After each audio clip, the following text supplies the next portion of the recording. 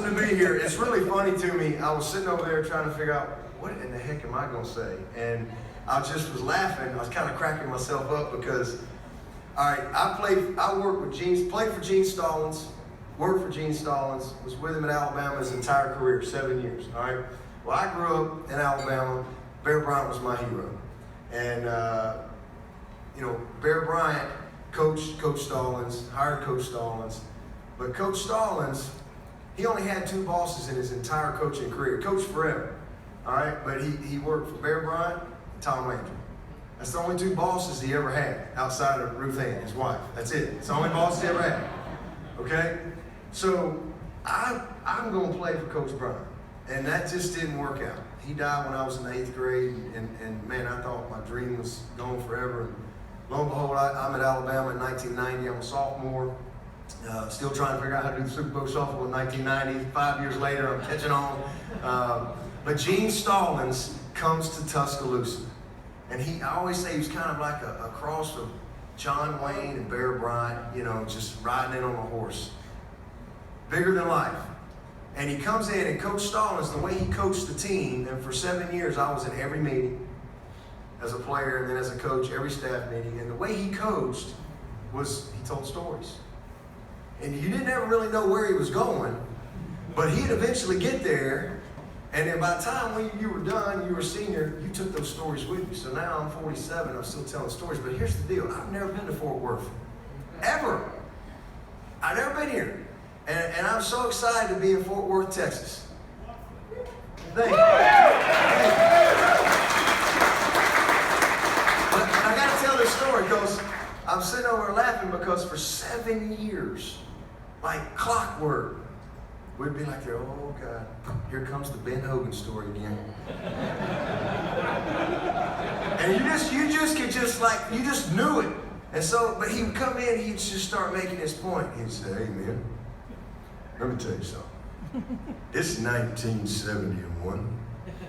I'm the head coach at Texas A&M.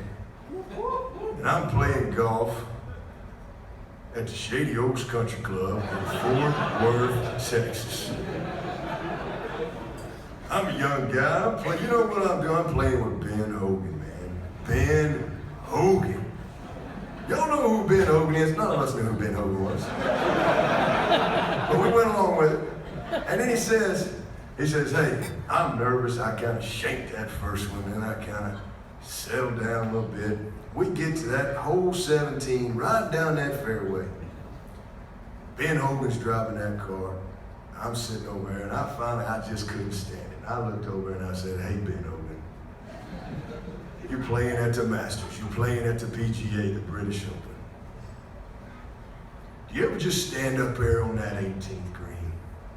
Over on the side, watch your competitor line that putt up. You ever just stand up there and just say, God, I hope he misses it. He said, about that time, that cart came to a screeching halt. He looked at me and he said, hey, let me tell you something, young fella. If I win, it's because I did my very best, not because my opponent did bad. And then Coach Stallings said, so what I'm trying to tell you, man, is this about us, brother? It's about us doing our very best. So does Shady Oaks Country Club still exist around here?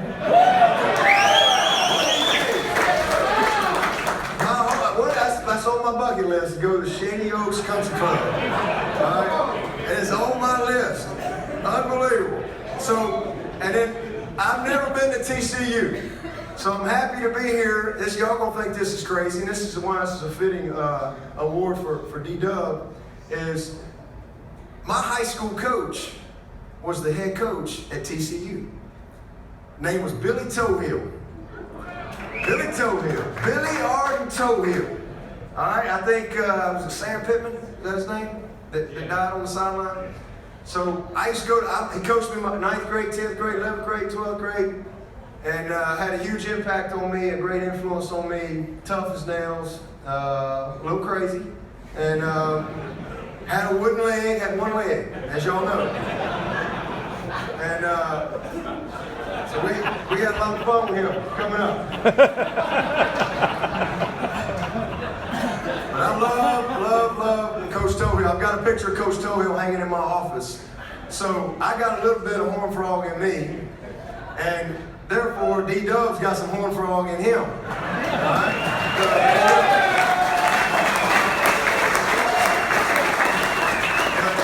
It's great to be here with you tonight. I mean, this is just amazing. It's so cool to meet Ty Detmer. As I said, Jim McMahon, and just some of the people, Don McPherson, you guys in here. I mean, I'm just really honored and really neat to meet Coach Garrett. I feel like we're kindred spirits because for the last few weeks, I feel like we've been America's team.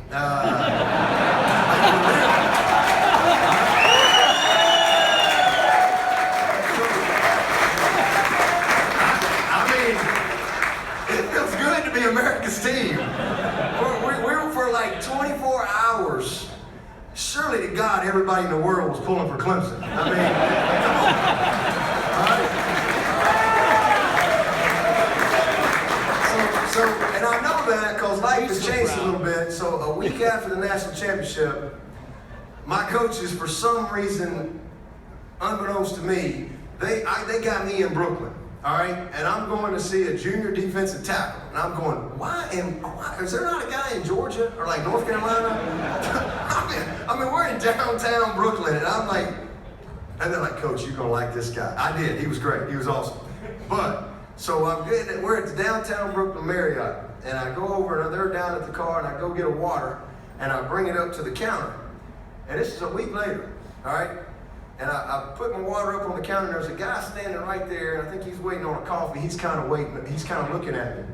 And he was obviously from another country. Like, I mean, you could just tell he's just from another country. And I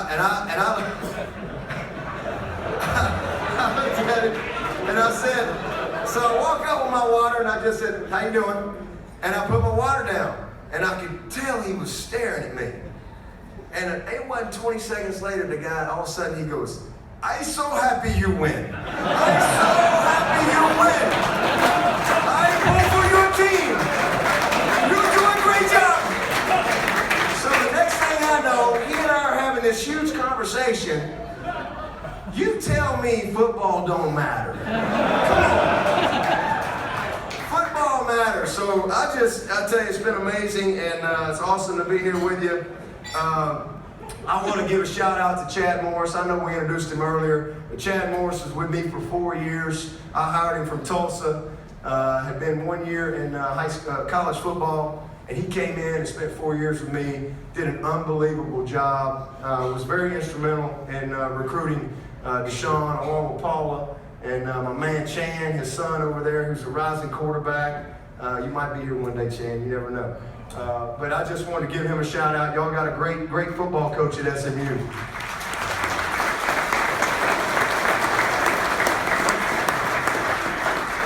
Obviously a special year for us, and incredible journey all the way through, led by this guy that's fixing to get up here and speak. I'm in a little bit of mourning and depression. We got back on the field for the first time today, and we had our mat drills, and we got another one at 5:30 in the morning. And I'm an hour ahead of y'all, just so you know. So we got to get out of here. But I walked out on the field today, and man, I was like a man without a country. I'm looking for Deshaun, and I couldn't find him. I'm like, where's Deshaun? So it's good to be here. Just ironic that it was tonight, so I'm getting a little Deshaun fix, so I get me through tomorrow.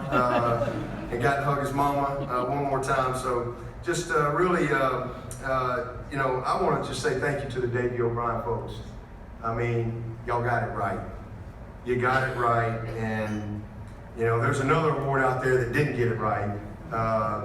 This guy right here is not only the best quarterback in the country, he's the best player. And I caught some heat a few weeks ago down at the Senior Bowl. They had the Browns reporter or somebody come up to me, and I don't know, I have a hard time articulating who he is. I mean, he's a great player, and that's easy to see, but I have a hard time really putting in words and articulating who he is. And I made the comment, I said, well, if you pass on him, if you need a quarterback and you pass on him, you pass it on Michael Jordan. And that ruffled some feathers. But I just don't know, I don't have the words to really describe who this young man is. He's amazing. He is a young man that's going to change a community, not just a locker room, not just a franchise. So reading up on the Davey O'Brien Award, character, leadership, sportsmanship on and off the field. You know, character is who you are when nobody's watching. You know, champions are made when the stands are empty. This guy right here, you don't have to worry about him off the field. You don't have to worry about it. This guy is special, special, special. I mean, just absolutely the ideal person for this great award. He, to me, is the epitome. He is the model of what a student athlete should look like. You know, I heard a saying one time that, you know, you should let someone else's rear lights be your headlights.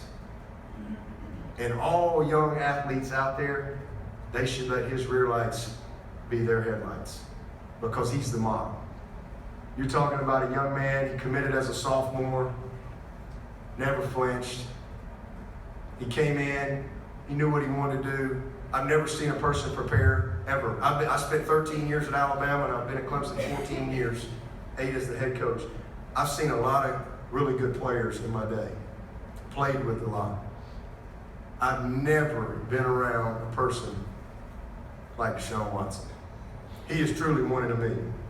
He is a Michael Jordan, to put him in the highest esteem. And I mean that with all my heart. So, you know, like Davey O'Brien, he's a great, great human being that just happened to be a good football player.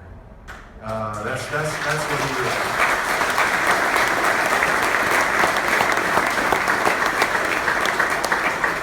He's a winner.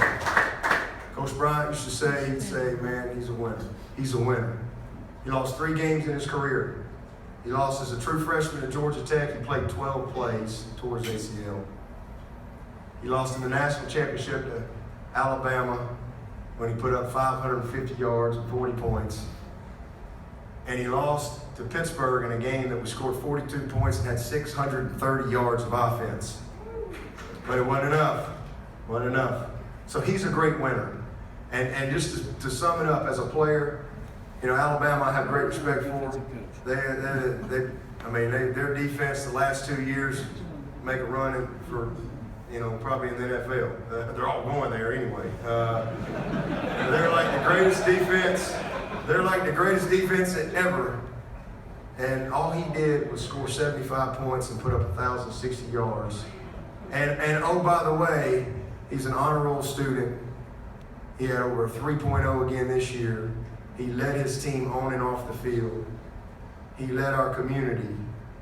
He changed a lot of people's lives by how he lived his and used the game of football and the platform that he's been blessed with the way it should be used. You could not have picked a better recipient to receive the prestigious Davey O'Brien Award than Deshaun Watson. He is absolutely special, special.